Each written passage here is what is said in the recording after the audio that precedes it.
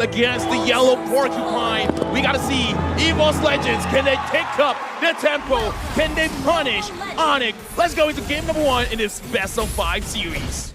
All right, to talk about tempo, this is Baxia. This is probably one of the top ones or top 3 when it comes to controlling the tempo. You clear the lane so fast, you clear the jungle so fast, you might be able to overwhelm the Fredrin. I thought that the real interesting thing is that EVOS Legends pretty much have lane priority for every single one of these lanes. So if they continue to really keep up with their rotations, ONIC may actually lose quite a lot of these pressure right smack in the early game. Right now, Dreams as well. Honestly, looking at Dreams using this Diggy, I'm really interested to see what kind of roam item is going for. If it's going for the Encourage, I kind of feel like it's going to be very, very good for the team, especially if he's just making sure that he uses ult to make sure that Keyboy doesn't get a good engage. Now, I talked about the fact that EVOS pretty much have got the priority as well as the fact that they've got more or less early game. But I don't see a lot of reliable stun, reliable lockdown, aside from the fact that Dream S does have the reverse time. Not gonna lie, man, I kind of feel like with this kind of draft, as long as Psychots as well as Taz can have a very good setup, like they could frontline, I kind of feel like everything else will be given to them for the damage coming in from Bronze as well as Hijime. I think the last 2 picks coming out from EVOS were very good. The Diggy kind of solves a lot of their problems, especially like protecting the Beatrix from the Masha. You also have the Diggy to protect the Beatrix away from this Kadita. So just a lot of like engaged potential coming out from the side of Evo. So if they do play around that kind of playstyle, they can take this game. I saw the Encourage on the Diggy, so I kind of feel like in this game, honestly, if they don't want to engage, it's totally fine. They could just siege with the Beatrix alone. I agree. Now, the turtle has been started by both Kyrie as well as Taz. As Zaycon immediately grunts himself into the Black Dragon form, Taz as well. Zaycon's just waiting for the perfect time to jump eventually onto Kyrie. But unfortunately, Kyrie as well as Keyboy's HP doesn't seem to be working very well. Kyrie still managed to take the turtle away, plus a kill down onto Psychot. Things are not looking good, as Wood immediately puts himself right in the face of Dream S. That makes Dream S go for a flicker. I mean, that is kind of how you want to approach the fight, right? You want to make sure that the Yuzon goes in, and then Dreams making sure no crowd control can hit onto Taz. But what went wrong there? Well, it was the go-ahead coming out from Boots. The go-ahead play that he did went in to burst down the Yuzhong, really popping the Dragon Form way too early for the benefit of the side of EVOS, and losing your main tool to initiate against your opponents meant that you don't have the necessary tools around the turtle fight. So it was a well-timed initiation coming out from Boots, and then Kyrie just took care of the turtle. And by the way, very nice retribution coming out from Kyrie. Yeah, very nice retribution for now. ONIC with a 1,000 goal lead. Keyboy is TPing in front of Dreams as well as Brands. Taz is there, already using the retribution onto Keyboy, but able to escape for now. It looks like Brands is just going to poke a bit here on the goal lane. Quite a lot of emphasis in the goal lane here. Doesn't really seem like a small little poke, if you ask me. CW's HP doesn't seem to be looking very well. He wanted to recall, but the thing is, if he does actually recall right now, that is one entire wave that is gone for him. But at least one thing that we know of the fact is, Brands is actually is a little bit under EXP, you know, as compared to CW.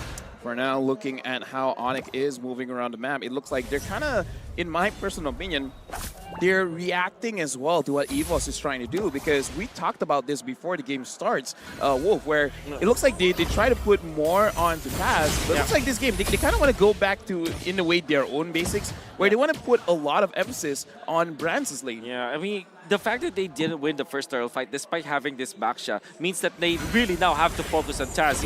So Brands, I mean, so that's the win condition. And it's going to be very difficult. Sans holding on to the Diggy ultimate, this is massive for ONIC. Yeah, super massive now, especially even if Psychots comes in, there's going to be a way to challenge that. Now the Lord is half HP. Taz thinking about resetting it, and now Keyboy goes in. The turtle is just going to be immediately melted down. Kyrie still takes the turtle. It seemed as though Brands could have gotten it through the Bandit's Rage, but it didn't quite go so well. Honestly, that was quite close, because looking at the situation just now, it was timed perfectly. I think the whole communication was between Keyboy and Kyrie to be like, okay, you ready? I'm gonna go in. You see the timing was just so good again from ONIC, especially because they have the threat of the Time's Journey coming out from the Diggy that they copied through this Valentina. And of course, Kyrie had a level advantage over Taz, and This is the reason why you want to win the first turtle all the time. If it's a tank v tank kind of a jungling matchup, you want to secure the first turtle as soon as possible. Oh, Sans is there, gonna get caught just a little bit. Looks like failed again coming in from ONIC, and Hijumi wants to try to snipe someone out. T-Boy was found out, but he was able to recall fast. Taz in the back line, just gonna be there to see the positioning coming in from ONIC. Quite a bit of resources is actually already used by ONIC, right? Sans was forced to go for a flicker as their gank didn't quite work so well.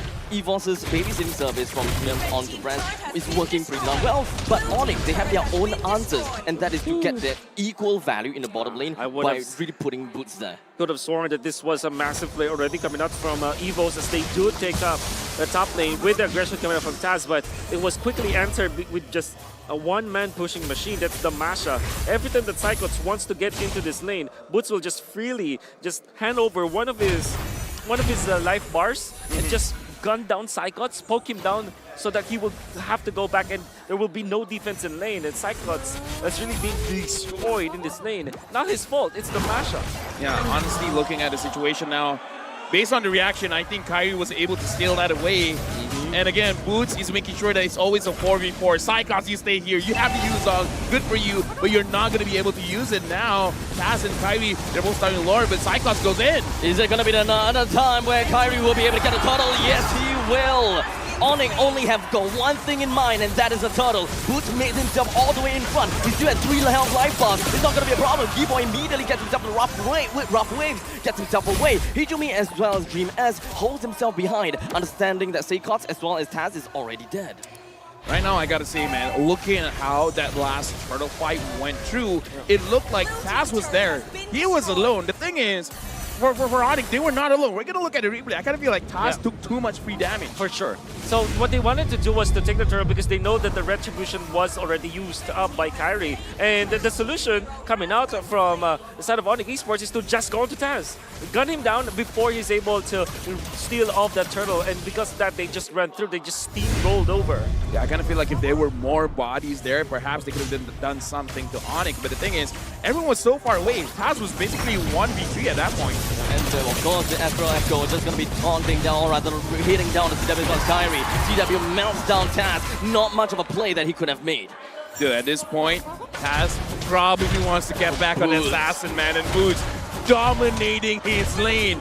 Again, tell us again the story. How is Boots winning against Icons? Well, it's literally just a matchup issue coming out from the Yuzhong versus the Masha. Masha 1v1 versus the Yuzhong just can't win. It will not be enough. There's so much life bars as well as so much damage that can come up from Boots, and he's got to a point where he can definitely one-shot marksman. Boy! Great rough wave. Kyrie comes in as a connection, but unfortunately Hijumi manages to dance himself away. Okay, Hijumi almost died there. I'm pretty sure Keyboy has the Genius Wand. I'm not so sure if Hijumi has any kind of defense because we're going to look at the in-game equipment and no. I kind of feel like the only reason why Hijumi was able to survive was the HP on the Clock of Destiny. And of course the Time's Journey being utilized there. That kind of saved him.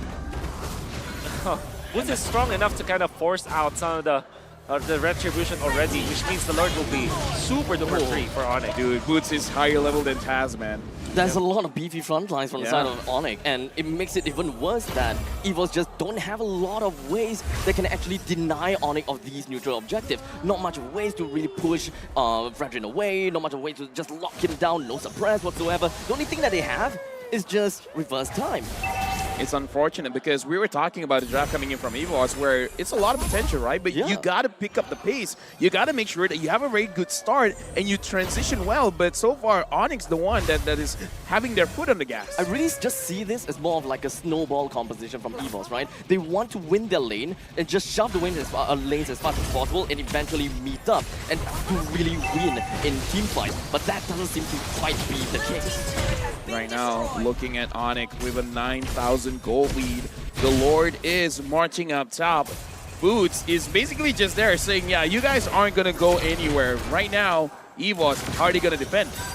ONIC doesn't seem like they will want to jump onto EVOS anytime soon just yet. They don't seem to want to extend the fight in order to keep the Lord alive. Keyboy barely making it alive after all of those pokes, but he's gonna be A-OK. ONIC continues their counter. They continue to push it down in the middle lane, but EVOS, they defended this pretty well. That was super duper close to get a kill, finally to get a kill, but it wasn't enough. Keyboy was able to get out, and they do defend, so that's what's more important here for Evos. That kill wouldn't matter if they had lost more, and but they did defend, so they will live to see another day, but they were so behind now. What's that, 9K at 10 minutes? Here's the thing, I got a question. Brands, Hijumi have not died.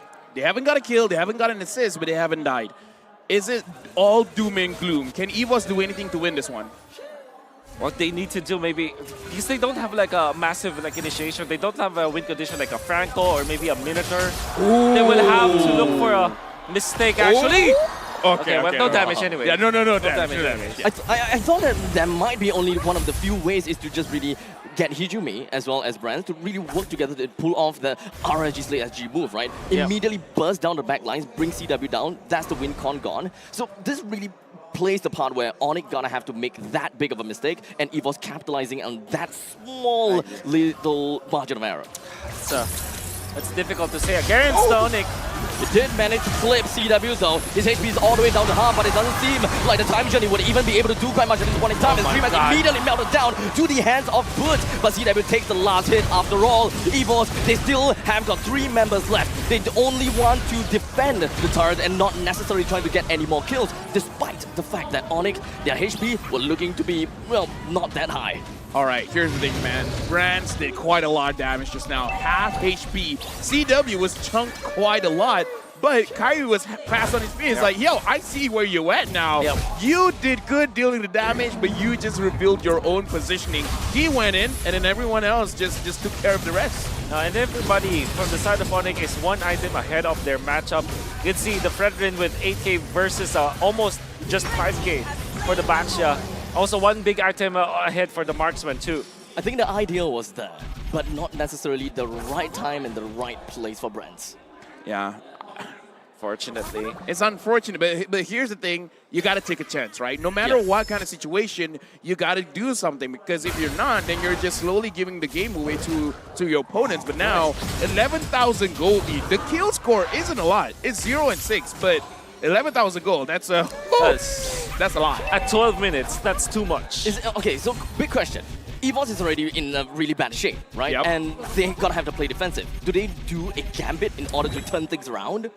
The only gambit that they can do is to find the CW. That's the only, I would say, worthy gambit. Taking out Boots will not achieve anything. Taking out Keyboy will not achieve anything. Maybe Kyrie at a certain point, but Chaiwei is really the target here. Conceal play.